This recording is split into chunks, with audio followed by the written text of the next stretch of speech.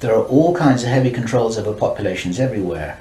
And then the next thing that happens in this chess game that's being played is that biological weapons are released on China.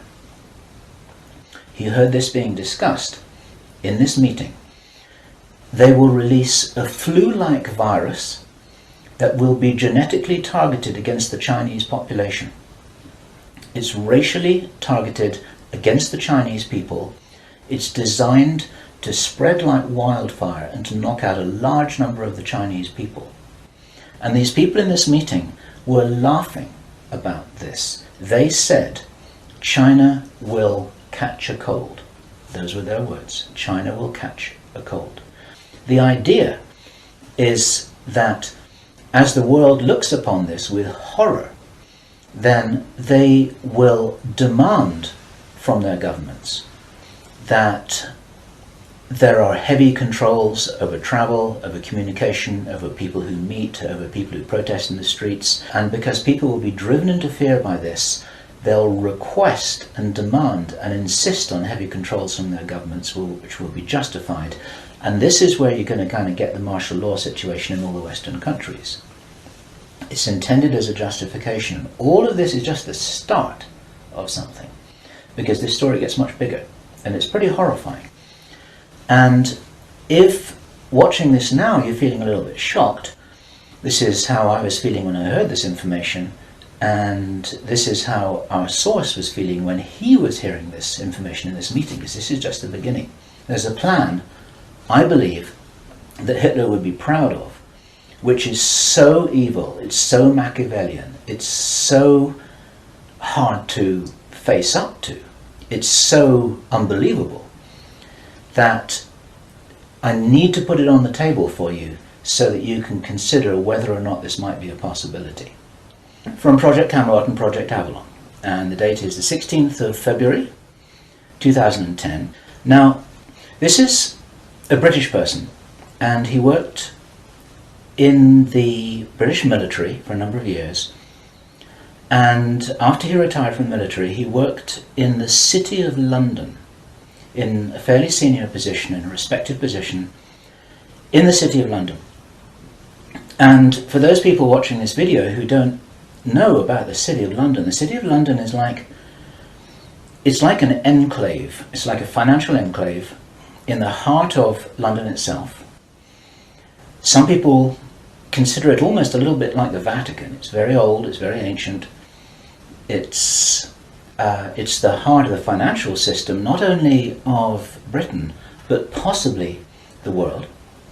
Many researchers consider that it's very likely that the City of London calls the shots on the financial systems in America. They've got control over the Federal Reserve, the Bank for International Settlements, a whole bunch of things that happen. This is like the nerve center of the financial world. And it's very Masonic, it's very ancient, it's very traditional.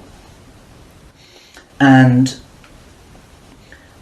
our source attended a number of meetings with senior Masons. And while many of these were interesting, they were routine by City of London standards. They were discussing financial affairs and so on and so forth. And then in the June 2005, he attended another meeting that he thought was going to be a routine meeting, but actually this was something rather unusual, and he realized it was unusual as soon as he arrived. In fact, in his interview with us, the one which we have the transcript of, you will see that he says that he felt it was an accident that he was there. He shouldn't really have been there. He didn't know what was happening. And as such, he didn't really participate in the meeting. He was there as a little bit as a fly on the wall. He was just listening to what was happening. And at first he didn't even understand what was being discussed. The chief of police was there, representatives from the church, representatives from the military, 25 or 30 people. And as he listened to this story being discussed, it was an informal meeting. It wasn't like at a big table with kind of notepads and water glasses and minutes and an agenda and a chairman. There were just people in a room who were talking about all of this stuff. Then they were talking about China and how powerful China was getting, both militarily and financially, very quickly, and that the Japanese weren't doing what they were supposed to do, which was to interfere in some way with the Chinese financial system. They weren't doing that, and this was another problem because China was getting too strong too quickly. Other things that were discussed were, for example, the coming financial crash, the centralization of resources, everything that we saw starting to happen in October 2008. They were planning that and referring to it in their meeting in June 2005. The plan is for either Iran or for China to retaliate after Iran is struck with a nuclear weapon. At that point, there will be a limited nuclear exchange in the Middle East, followed by a ceasefire. He heard this being planned in this meeting. This is being choreographed. It's like the script for a movie. This is exactly what's intended to happen. Then China is attacked by a biological weapon. It's a flu-like disease that spreads like wildfire. This goes all over the world, and then they have a major Third World War.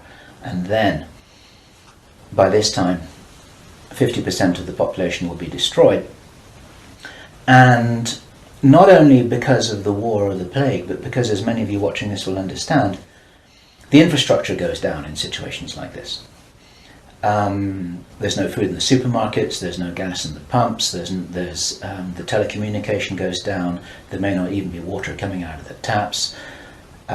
People are kind of thrown back into a Victorian era without the facilities to handle this, because most people don't have their vegetable gardens, they don't have their horse and cart, they're not able to survive in the way that we used to be able to. We're very, very vulnerable in our technological advancement.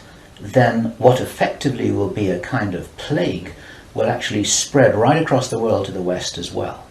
Our source was not clear whether this was a Chinese retaliation or whether the thing would just spread out of control in the way that it would be very understandable if it did, whether it's racially targeted or not. These things actually mutate. A pandemic that really is sweeping across the world and really is killing people very visibly, and you've got this totalitarian military lockdown in all the governments in the Western worlds because everyone's going to be in panic about all of this. And then, he said, then the real war starts, something that would be justifiably called the Third World War, with a much more major nuclear exchange. And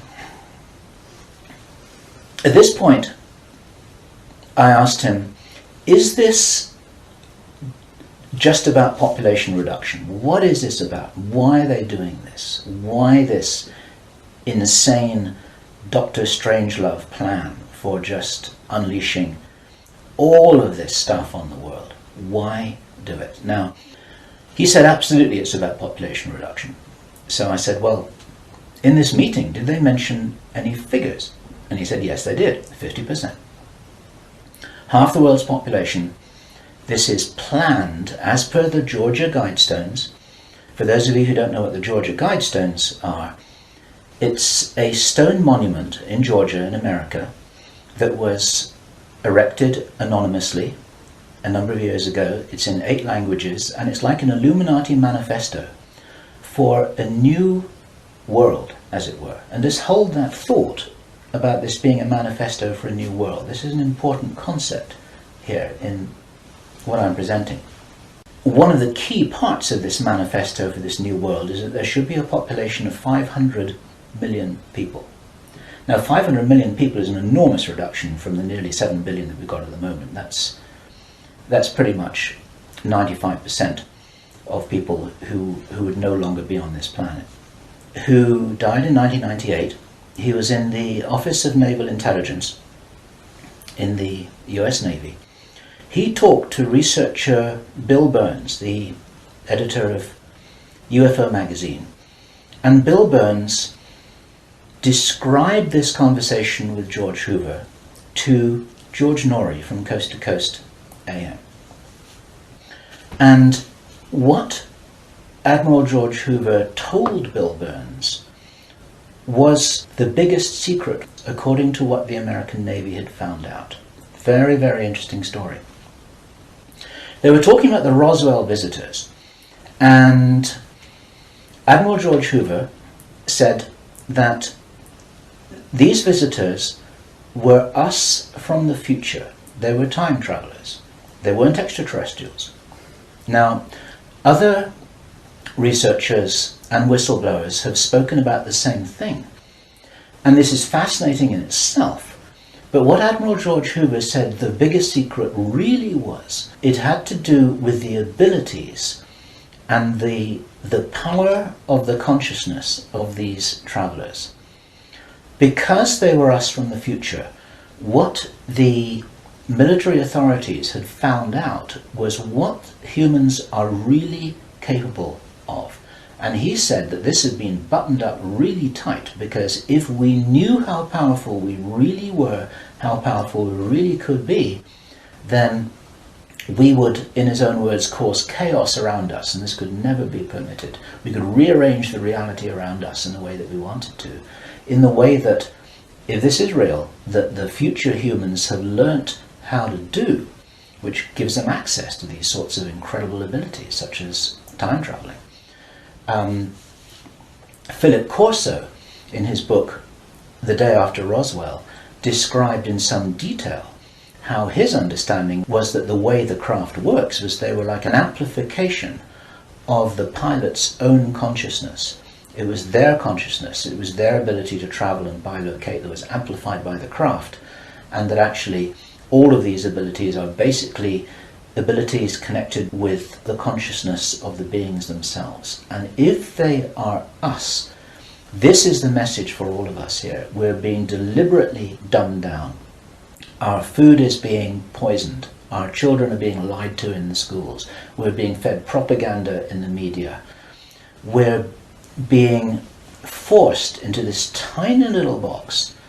We're being kept busy with game shows and ball games, and we are discouraged from really finding out what it is that is our heritage on this planet. Eric von Däniken has just published a book which is called History is Wrong. There's so much which we are denied. George Green describes that we are known as the useless eaters, this surplus population of billions of people, with a tiny number of people at the top of the heap who are dependent upon us to police each other and to laugh at each other and to stop each other from getting out of line, because we're encouraged to conform to how we're meant to be. And so there's this straitjacket that there's the opportunity for us to break out of, and it's this straitjacket which has been deliberately put in place by these very people who've been creating this plan. Where this plan originates from, it's very interesting to speculate. Our source told us that this has been in place for a long time. He'd first heard about the Anglo-Saxon mission as long ago as 1976. The Illuminati symbolism about the dawn of a new day has been going on for a long time.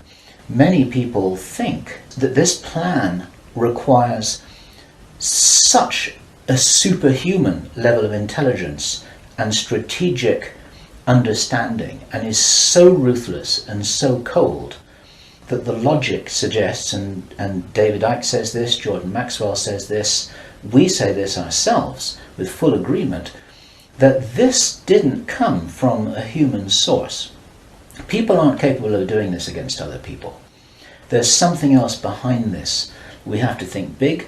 We have to think from the highest spiritual viewpoint that we possibly can do. That these people shouldn't be fought. What must happen is we just withdraw our consent from these things that are being done to us, from this plan that we're part of. And as I was saying just before, if you're in the military or if you're in intelligence services, withdraw your consent from this, because these plans can't happen without it. The reason that I have for not believing that anything is fixed, that we're all doomed, that anything really bad is going to happen, although I think we've got a lot of problems to solve, is because I wouldn't be here, and neither would you watching this now. I'd have incarnated on another planet. I'd have gone somewhere else. I'm not going to go and sit here in the firing line with no possible way of escaping. there's a job to do here, and many of you watching this will be aware of the fact that we're here to do jobs. It's what Dolores Cannon calls volunteers. We may be here for a reason.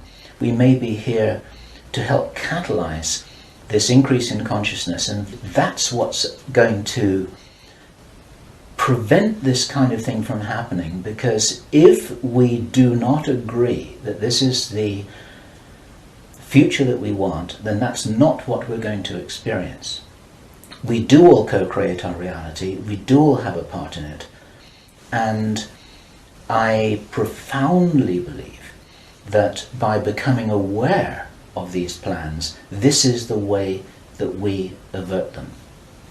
There's a difference between prediction and prophecy. These are two words in the English language that are easily confused with each other. Prediction and forecasting is saying, okay, in 3 months' time, this is what's going to happen because this is what the data leads us to conclude logically. That's all about forecasting and prediction.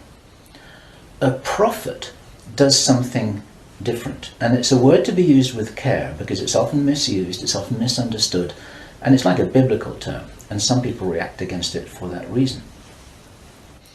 But what a prophet always used to do was to say, listen, if we don't wake up and if we don't take action, then this is what's going to happen. And the purpose of the prophet giving this prophetic warning is not to warn people that it will happen, but to say, listen, you got to change something here. You got to change the way you're doing things. You got to change the way that you're being. You got to change the way you're interacting with each other. You got to change your whole attitude. Whatever it is that you change, then the purpose of the change is so that this prophesied event doesn't happen. And so what we have here is we have a kind of prophecy. It's not a prediction. And I'm using this word very, very carefully because the reason why I'm making this statement, the reason why we're releasing this information is to make sure that this doesn't happen. Those of you in the military and the intelligence services who may be watching this or may have had this brought to their attention, you don't have to do this stuff just because you're told. You need to support what's best for the human race. You don't need to follow orders if it's going to lead to a huge destruction here, which is in no one's interests apart from the controllers who have an agenda of their own, and that agenda doesn't feature you and me, that's for sure. Okay, so that's the end of my presentation. I want you to consider this information. I'm not urging you to believe it. I want you to research it. I want you to check it out. I want you to read the transcript carefully, and I want you to see whether this correlates with anything else that you know and understand that's come to your attention. We're all working together here. We're not trying to force you to believe anything at all. We need to be careful about this information, but at the same time, if there's any chance that this is true, if there's any chance that this is for real, then we have to know about it, okay? And if you are not sure what it is that you should be doing, then I say the same thing that I always say, which is do whatever it is that you came here to do, because most of you watching this video are here for a reason. I do understand that you may not know what the reason is yet, but you're probably here for a reason. You're probably watching this video for a reason. Do whatever it is that you came here to do. This is Bill Ryan, Project Avalon, Project Camelot. It's the 16th of February 2010. Thank you.